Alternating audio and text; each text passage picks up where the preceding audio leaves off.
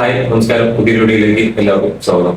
നമുക്ക് എല്ലാവർക്കും ഒരു പോയിന്റിൽ തോന്നിയിട്ടുള്ള ഒരു സംശയമായിരിക്കും നാർസിസ്റ്റുകൾക്ക് ആയുസ് കൂടുതലാണോ എന്നുള്ള ഒരു കാര്യം. അല്ലെങ്കിൽ ഇവർക്ക് എന്തുകൊണ്ടാണ് നമ്മളെപ്പോലെ പെട്ടെന്ന് അസുഖങ്ങളൊന്നും ബാധിക്കാത്തത്, ഇവരെന്താ എപ്പോഴും എനർജറ്റിക് ആയിട്ടിരിക്കുന്നത്, ഇത്രയും ടോക്സിക് ആയിട്ടുള്ള ഇത്രയും കെയോട്ടിക് ആയിട്ടുള്ള പ്രശ്നങ്ങൾ നമ്മുടെ ജീവിതത്തിൽ ഉണ്ടാക്കുന്ന ഒരാൾ മറ്റുള്ളവർക്ക് ഉണ്ടാക്കുന്ന ഒരാൾ എപ്പോഴും എനർജറ്റിക് ആയിട്ടിരിക്കുന്നു, അവർക്ക് ആൻസൈറ്റി ഒന്നും ഉണ്ടാകുന്നില്ല, ടെൻഷനൊന്നും ഉണ്ടാകുന്നില്ല, അവരെപ്പോഴും എന്താ പറയുക, എന്തെങ്കിലും അസുഖം വന്നാൽ തന്നെ അവർ വളരെ എനർജറ്റിക് ആയിട്ടാണ് പൊതുവിൽ കാണപ്പെടുക. ഇതെന്തുകൊണ്ടാണ് ഇങ്ങനെ? ഇവരെ രോഗങ്ങളൊന്നും ബാധിക്കില്ല നമ്മളെ പോലെ. എന്നാൽ വ്യക്തിമായിരിക്കുന്ന നമുക്കാണെങ്കിൽ പല രീതിയിലുള്ള രോഗങ്ങളും ആൻസൈറ്റിയും ടെൻഷനും സ്ട്രെസ്സും പെട്ടെന്ന് ഏജ് ആയി പോകുന്ന സ്ഥിതി, അങ്ങനെ പല പല വിഷമങ്ങളും, ഒരുപാടധികം വിഷമങ്ങൾ നമ്മൾ അനുഭവിക്കുമ്പോൾ നമുക്ക് തന്നെ തോന്നിപ്പോകും ഇത് ഫെയർ ആണോ, എന്താ ഇവർക്ക് ഇങ്ങനെ, ഇവർ ഇത്രയും ടോക്സിക് ആയിട്ടുള്ള ആളായിട്ടും ഇവരെന്താണെന്നൊന്നും ബാധിക്കാത്തത്, ഇതിന്റെ പിറകിൽ എന്തെങ്കിലും സത്യമുണ്ടോ? എന്നാൽ ഇതിന്റെ പിറകിൽ ഡിസ്റ്റർബിംഗ് ആയിട്ടുള്ള കുറച്ച് സത്യങ്ങളുണ്ട് എന്നുള്ളതാണ്. അതാണ് ഇന്നത്തെ വീഡിയോയിൽ ഞാൻ പറയാനായിട്ട് പോകും. വിക്ടിംസ് ആവപ്പെടുന്ന എംപതറ്റിക് ആയിട്ടുള്ള കൈൻഡ് ആയിട്ടുള്ള നമുക്ക് ഒരുപാടധികം ഓട്ടോ ഇമ്മ്യൂൺ ഇഷ്യൂസും ആരോഗ്യപരമായിട്ടുള്ള പ്രശ്നങ്ങളും ഉണ്ടാകുമ്പോൾ, ആൻസൈറ്റി ഉണ്ടാകുമ്പോൾ, എക്സോഷൻ ഉണ്ടാകുമ്പോൾ നാർസിസിനെ ഇതൊന്നും ബാധിക്കുന്നതായിട്ട് കാണാറില്ല. അസുഖങ്ങളൊക്കെ അവരെ റെയറായിട്ടാണ് ബാധിക്കുന്നത്. ബാധിച്ചാൽ തന്നെ അവരുടെ എനർജിയിൽ വലിയ കുറവൊന്നും ഉണ്ടാകുന്നില്ല. അവരെപ്പോഴും ഗ്രേറ്റ് ആയിട്ട് തന്നെ ബെറ്റർ ആയിട്ട് തന്നെ ഇരിക്കുന്നു.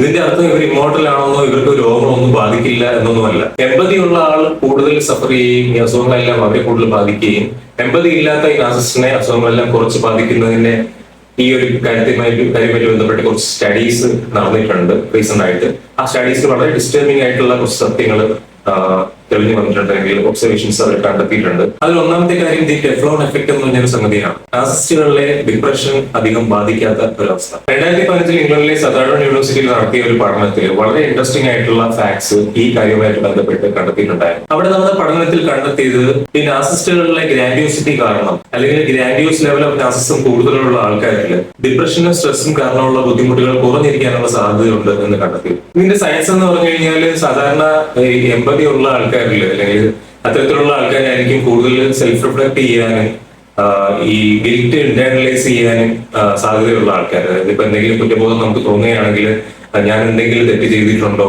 ഞാൻ ആ ചെയ്തതിൽ എന്തെങ്കിലും റോങ് ഉണ്ടോ എന്നുള്ളതിന് കൂടുതൽ ചിന്തിക്കുകയും, എന്തെങ്കിലും തെറ്റ് ചെയ്തിട്ടുണ്ടെങ്കിൽ തന്നെ ചെറിയ ചെറിയ മിസ്റ്റേക്സ് പോലും ഇന്റേണലൈസ് ചെയ്ത് സ്ട്രെസ് കൂടുതൽ ഫീൽ ചെയ്യാൻ സാധ്യതയുള്ളത് എമ്പതി ഉള്ള ആൾക്കാരിലാണ്. എന്നാൽ നാർസിസിന്റെ കാര്യം എന്ന് പറഞ്ഞാൽ ഇതിന്റെ നേരെ ഓപ്പോസിറ്റ് ആണ്. ഇവർക്കൊരു ഇന്റേണൽ ബ്ലോക്കിംഗ് സിസ്റ്റം തന്നെ ഉണ്ടെങ്കിൽ ഈ ഫീലിങ്സ് ഒന്നും വരാതിരിക്കാൻ, എന്ന് പറഞ്ഞാൽ ഗിൽറ്റ് എന്ന് പറയുന്നവർക്ക് ഉണ്ടാകുക പോലും ഇല്ലല്ലോ. എന്തെങ്കിലും പരാജയങ്ങൾ സംഭവിച്ചു കഴിഞ്ഞാൽ തന്നെ ബാക്കിയുള്ളവരെ ബ്ലെയിം ചെയ്യുകയാണ് അവർ ചെയ്യുക. അവരൊരിക്കലും അവരെ ബ്ലെയിം ചെയ്യില്ല.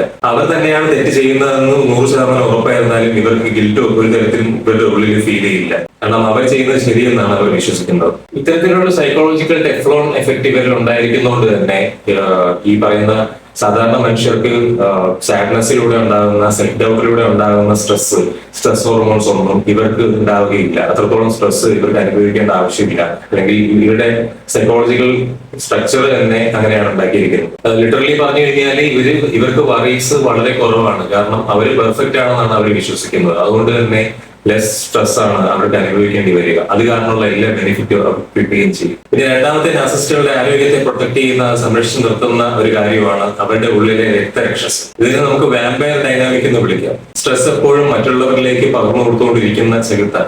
നമ്മളെപ്പോലുള്ള സാധാരണക്കാർക്ക് സ്ട്രെസ് ഉണ്ടായി കഴിഞ്ഞാൽ, പറയുന്ന നാണക്കേട് ഉണ്ടായി കഴിഞ്ഞാൽ നമ്മളത് ഇന്റേണലൈസ് ചെയ്യുകയും, നമുക്ക് എന്തെങ്കിലും ബുദ്ധിമുട്ടുകൾ ഉണ്ടാവുകയാണെങ്കിൽ അത് നമ്മൾ മനസ്സിൽ ആലോചിച്ച് സ്ട്രെസ് ആവുകയും, അങ്ങനെ സ്ട്രെസ് ഹോർമോൺസ് നമ്മുടെ ബോഡിയിൽ ക്രിയേറ്റ് ചെയ്യുകയും ചെയ്യും. ഇപ്പോൾ പേടിയാണെങ്കിൽ അത് കാരണം ഉണ്ടാകുന്നത്, അല്ലെങ്കിൽ നാണക്കേട് കാരണം ഉണ്ടാകുന്നത്, അല്ലെങ്കിൽ ദേഷ്യം വരുമ്പോൾ ഉണ്ടാകുന്ന സ്ട്രെസ്, ഇതെല്ലാം നമുക്ക് അനുഭവിക്കേണ്ടി വരും. എന്നാൽ ഒരു നാർസിസിസ്റ്റിന് ഈ 3 കാരണങ്ങൾ കാരണം, അല്ലെങ്കിൽ എന്ത് കാരണം കൊണ്ട് സ്ട്രെസ് ഉണ്ടായാലും അത് അപ്പോൾ തന്നെ മറ്റേ ആളിലേക്ക് പ്രൊജക്ട് ചെയ്ത് കൊടുക്കുന്നവരാണ്. ഇതിന്റെ ഒരു ബയോളജിക്കൽ റിയാലിറ്റി മനസ്സിലാക്കാൻ ഒരു ഉദാഹരണത്തിന്, സ്ട്രെസ് എന്ന് പറയുന്നത് വിഷം നിറഞ്ഞ വേസ്റ്റ് എല്ലാം കൂടെ ഇട്ടിരിക്കുന്ന ഒരു ബാഗ് ആയിട്ട് നിങ്ങൾ സങ്കല്പിക്കുക. ഒരു നാർസിസിന്റെ ബോഡിയിൽ ഈ ബാഗിന്റെ വെയിറ്റ് എപ്പോഴെങ്കിലും ഫീൽ ചെയ്യുന്നുണ്ടെങ്കിൽ അവരപ്പൊ തന്നെ ആ ബാഗ് എടുത്ത് നിങ്ങളുടെ കയ്യിൽ തരും. നീ കാരണമാണ് എനിക്ക് ദേഷ്യം വന്നത്, നീയാണ് പ്രോബ്ലം, നീ കാരണമാണ് എല്ലാം ഇങ്ങനെ ആയത്.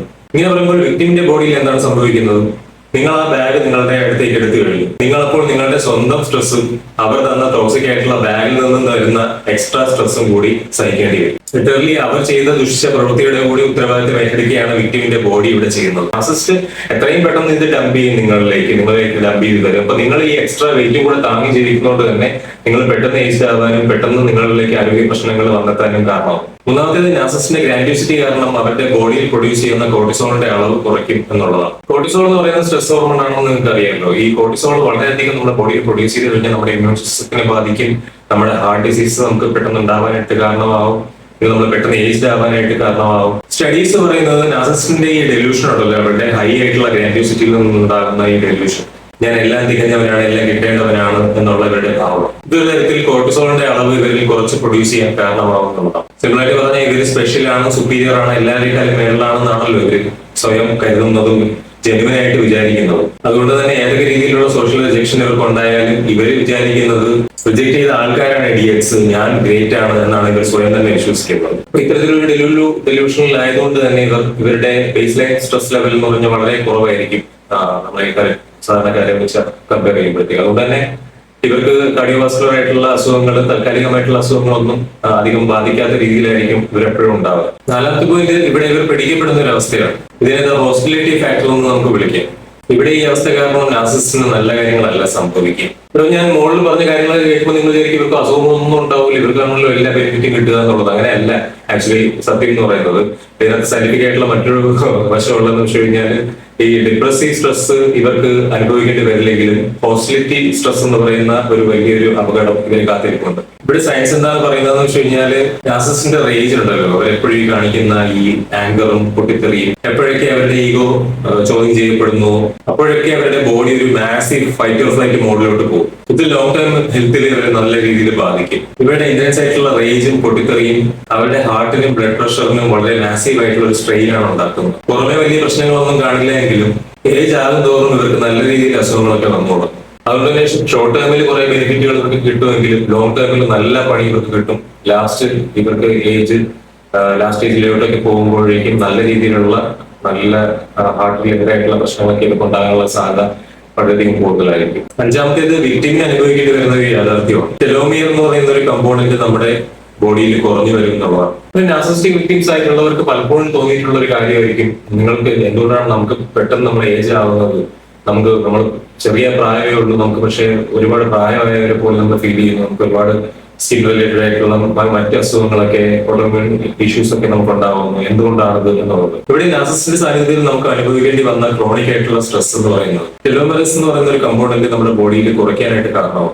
ഈ ടെലോമെറസ് എന്ന് പറയുന്നത് നമ്മുടെ DNA-യുടെ പ്രൊട്ടക്റ്റീവ് ക്യാപ്സ് ആണ്. അത് കുറഞ്ഞിരിക്കുന്നതും പെട്ടെന്ന് നമ്മൾ ഏജ് ആവാനായിട്ടും അസുഖങ്ങൾ വരാനായിട്ടും കാരണമാവും. ഇവിടെ നമ്മൾ മനസ്സിലാക്കേണ്ടത്, ഇവിടെയാണ് നാർസിസിസ്റ്റ് എന്ന് പറയുന്ന ഭീകരൻ നമ്മളെ ഈ ചാർജ് കുത്തിയിട്ടിരിക്കുന്ന പോലെ നമ്മളിൽ നിന്നും ഊറ്റിയെടുത്തോണ്ട് പോകുന്ന നമ്മുടെ സമാധാനത്തെ ഊറ്റിയെടുത്താണ് അവർ അവരുടെ ഹെൽത്ത് പ്രൊട്ടക്ട് ചെയ്യുന്നത് എന്നുള്ളതാണ്. ഇവിടെ ഒരു ഈത്തിൽക്കണ്ണി എങ്ങനെയാണ് ഒരു ഇരയിൽ നിന്നും ഇതുപോലെ റിസോഴ്സസ് എടുത്തുകൊണ്ടിരിക്കുന്നത് എന്നുള്ളത് തന്നെയാണ് ഇവിടെ സംഭവിക്കുന്നത്. അത്തരത്തിലുള്ള ഒരു ബയോളജിക്കൽ എക്സ്ട്രാക്ഷൻ തന്നെയാണ് ഇവിടെ നമ്മളിൽ സംഭവിക്കുന്നത്. ഇവിടെ എങ്ങനെയാണ് ഇതിനെ നേരിടേണ്ടത്? ഇവിടെ നമ്മൾ അവരുടെ ബയോഫിൽട്ടർ ആയിരിക്കുന്ന അവസ്ഥയെ സ്റ്റോപ്പ് ചെയ്യുക എന്നുള്ളതാണ് ഇവിടെ നമുക്ക് ഏറ്റവും ഫലപ്രദമായി ഇത് നേരിടാൻ പറ്റുന്ന ഒരു കാര്യം എന്ന് പറയുന്നത്. അവർ നീ കാരണമാണ് ഇതെല്ലാം സംഭവിച്ചതെന്ന് പറയുമ്പോൾ നിങ്ങൾ മനസ്സിൽ ചിന്തിക്കേണ്ടത് നിങ്ങൾ ഒരു മിറർ ആയിട്ടായിരിക്കണം, അല്ലാതെ നിങ്ങളൊരു സ്പോഞ്ച് ആയിട്ട് അതപ്പം തന്നെ എടുക്കുക ഇന്റർണലൈസ് ചെയ്യുകയല്ല ചെയ്യേണ്ടത്. നിങ്ങൾ ഒരു മിറർ എന്നുള്ള രീതിയിൽ മനസ്സിൽ സങ്കല്പിക്കുക. ഇത് നിങ്ങളെ മിററിൽ വന്ന് അടിച്ചിട്ട് തിരിച്ച് അവരിലേക്ക് റിഫ്ലക്ട് ചെയ്യുന്നതായിട്ട് മനസ്സിൽ കാണുക. അപ്പോൾ അങ്ങനെ ചെയ്യുമ്പോൾ അവരുടെ പ്രശ്നമാണ് എന്ന് നമുക്ക് മനസ്സിൽ പറയേണ്ട ഒരവസ്ഥയിലേക്ക് നമ്മൾ എത്തും. അത് നമ്മൾ പറയുകയും വേണം. നമ്മൾ സ്വയം പറയുക, ഇത് അവരുടെ പ്രശ്നമാണ്, അവരുടെ ടോക്സിക് ആയിട്ടുള്ള ബാഗാണ്, അതിന് ഉത്തരവാദി അവർ തന്നെയാണ്, ഞാൻ ഒരു രീതിയിലും ഇതിന് ഉത്തരവാദിയല്ല എന്ന് തന്നെ സ്വയം നമ്മൾ പറയുക. ഇങ്ങനെ പറയുന്നതിലൂടെയും ഇത്തരത്തിൽ അത് വിഷ്വലൈസ് ചെയ്യുന്നതിലൂടെയും നമ്മൾ ആ ഒരു വേസ്റ്റ്, അവരുടെ വേസ്റ്റ്, അവർ ക്രിയേറ്റ് ചെയ്ത വേസ്റ്റ് അവരെ തന്നെ അതിന്റെ ഉത്തരവാദിത്തം ഏൽപ്പിക്കുകയാണ്. പിന്നെ രണ്ടാമത്തെ കാര്യം, ഈ ടെലോമറസ് എങ്ങനെയാണ് റീസ്റ്റോർ ചെയ്യുക എന്നുള്ളതാണ്. ഈ കുറഞ്ഞിരിക്കുന്നത് പെട്ടെന്ന് ഏജ് ആവുന്ന ഒരു അവസ്ഥ എന്ന് പറയുന്നത് ഇത് കംപ്ലീറ്റ്ലി നമുക്ക് റിവേഴ്സിബിൾ ആണ് എന്നുള്ളതാണ് ഇതിന്റെ ഏറ്റവും എന്താ പറയുന്ന പോസിറ്റീവ് ആയിട്ടുള്ള ഒരു ന്യൂസ്. റിസർച്ചുകൾ പറയുന്നത് നമ്മൾ എപ്പോഴാണോ ക്രോണിക് സ്ട്രെസ് നമ്മുടെ ഉള്ളിൽ നിന്ന് റിമൂവ് ചെയ്ത് കളയുന്നത്, അതായത് നോ കോൺടാക്റ്റിലേക്കും ലോ കോൺടാക്റ്റിലേക്കും പോയ ശേഷം നമ്മൾ മൈൻഡ്ഫുൾനെസ്സിലോട്ടും നമ്മുടെ സെൽഫ് കെയറിലോട്ടും മാത്രം പ്രാധാന്യം കൊടുത്ത് വരുമ്പോൾ നമ്മുടെ ബോഡി എന്ന് പറയുന്നത് എമർജൻസി കോർട്ടിസോൾ പ്രൊഡ്യൂസ് ചെയ്യുന്നത് സ്റ്റോപ്പ് ചെയ്യും. ഇത് ആ ഏജിങ് ഫീലിംഗ് റിവേഴ്സ് ചെയ്യാനായിട്ട് വളരെയധികം ഹെൽപ്പ് ചെയ്യുന്ന ഒരു കാര്യം. ഒന്നാമത്തെ കാര്യം നമ്മുടെ ഹെൽത്ത് കംപ്ലീറ്റ്ലി പ്രയോറിറ്റൈസ് ചെയ്യുക എന്നുള്ളതാണ്. നമ്മൾ വർഷങ്ങളോളം അവർക്ക് വേണ്ടി വർക്ക് ചെയ്തുകൊണ്ട് ജീവിച്ചവരാണ്. ഇനി അത് കംപ്ലീറ്റ്ലി മാറ്റിയിട്ട് നമുക്ക് വേണ്ടി നമ്മൾ ക്രോണിക് ആയിട്ട് അല്ലെങ്കിൽ ഭയങ്കര ഹാർഡായിട്ട് നമുക്ക് വേണ്ടി നമ്മുടെ ഹെൽത്തിന് വേണ്ടി നമ്മുടെ ഹെൽത്ത് മെച്ചപ്പെടുത്തുന്നതിന് വേണ്ടിയിട്ട് ഏതൊക്കെ രീതിയിൽ നമുക്ക് നല്ല രീതിയിൽ സ്ലീപ്പ് കിട്ടാൻ വേണ്ടിയിട്ട് ലോങ് സ്ലീപ്പ് നമുക്ക് കിട്ടാൻ വേണ്ടിയിട്ട് ഓരോ ദിവസവും നല്ല രീതിയിൽ നമ്മളെ നഴ്സർ ചെയ്ത് കൊണ്ടുവരാൻ വേണ്ടിയിട്ടുള്ള കാര്യങ്ങൾ ചെയ്യാൻ വേണ്ടിയിട്ട് നമ്മുടെ ഹെൽത്തിന് വേണ്ടിയിട്ടുള്ള കാര്യങ്ങൾ വീണ്ടും വീണ്ടും വീണ്ടും ചെയ്തുകൊണ്ടിരിക്കുന്നതിലേക്ക് നിങ്ങൾ ഫോക്കസ് ചെയ്യുമ്പോൾ സ്വാഭാവികമായിട്ട് നമ്മളെ പ്രൊട്ടക്ട് ചെയ്യുന്നതിന് ശ്രദ്ധിക്കും. നമ്മൾ അവരെ കുറിച്ച് പറയുന്ന കാര്യത്തിൽ നിന്ന് കംപ്ലീറ്റ്ലി വിഡ്രോൺ ആയിട്ട് നമ്മുടെ സെൽഫ് കെയറിലേക്ക് പൂർണ്ണമായിട്ട് ശ്രദ്ധ കൊണ്ടുവരും. നമ്മുടെ സ്ലീപ്പ് കറക്റ്റ് കിട്ടാൻ തുടങ്ങും.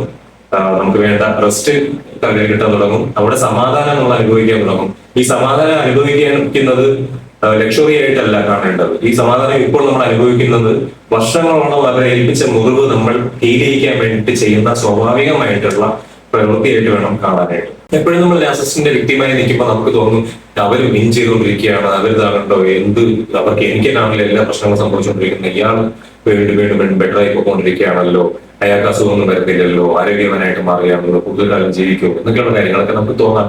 അത് സ്വാഭാവികമായിട്ട് നമ്മളുള്ളിൽ വരുന്ന തോന്നലാണ്. ഇപ്പൊ നമ്മൾ മനസ്സിലാക്കിയിരിക്കുന്ന കാര്യം എന്ന് പറയുന്നത് ഒരു പാരസൈറ്റ് ആയിട്ട് ഇരുന്നുകൊണ്ടാണ് അവരെ ഈ ആരോഗ്യം അവരിൽ നിങ്ങൾ കാണുന്നതില്ല.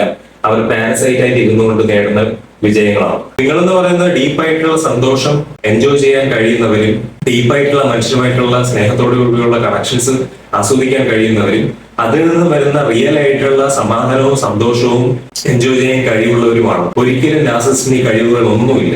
അവരവരുടെ അവശിഷ്ടം അടങ്ങിയ അവരുടെ ടോക്സിസിറ്റി അടങ്ങിയ ബാഗ് അവർ തന്നെ ചുമക്കട്ടെ. അവരെ ഒരു തവണ ചുമക്കാൻ അങ്ങോട്ട് വിടുക ആദ്യമായിട്ട്. എന്നിട്ട് കംപ്ലീറ്റ്ലി നിങ്ങളുടെ ബോഡി ഹീൽ ചെയ്യുന്നതിൽ മാത്രം ഫോക്കസ് ചെയ്യുക. Take care of your health. നമ്മുടെ ഹെൽത്ത് ആണ് എല്ലാം എന്ന് പറയുന്നത്. ഇനി അങ്ങോട്ട് നമ്മൾ ഏറ്റവും പ്രയോറിറ്റി കൊടുക്കേണ്ടതും അതിന് മാത്രമാണ്. ഈ വീഡിയോ മാക്സിമം നമ്പർ ഓഫ് ആൾക്കാരിലേക്ക് ഷെയർ ചെയ്തെത്തിച്ച് ഈ ഇൻഫർമേഷൻ കൂടുതൽ ആൾക്കാരിലേക്ക് എത്തിക്കുക. അത് വളരെ ഇമ്പോർട്ടന്റ് ആണ്. എല്ലാവരും നമ്മളായിട്ട് എല്ലാ മനുഷ്യരും അറിഞ്ഞിരിക്കേണ്ടത്. അതുപോലെ അതിനൊപ്പം തന്നെ വീഡിയോ ലൈക്ക് ചെയ്ത് സബ്സ്ക്രൈബ് ചെയ്ത് നിങ്ങൾ ഈ കമ്മ്യൂണിറ്റിയുടെ ഭാഗമാകുക. പുതിയ വീഡിയോസുമായിട്ട് അടുത്ത ദിവസങ്ങളിൽ തന്നെ നമുക്ക് വീണ്ടും കാണാം. അതുവരെ എല്ലാവർക്കും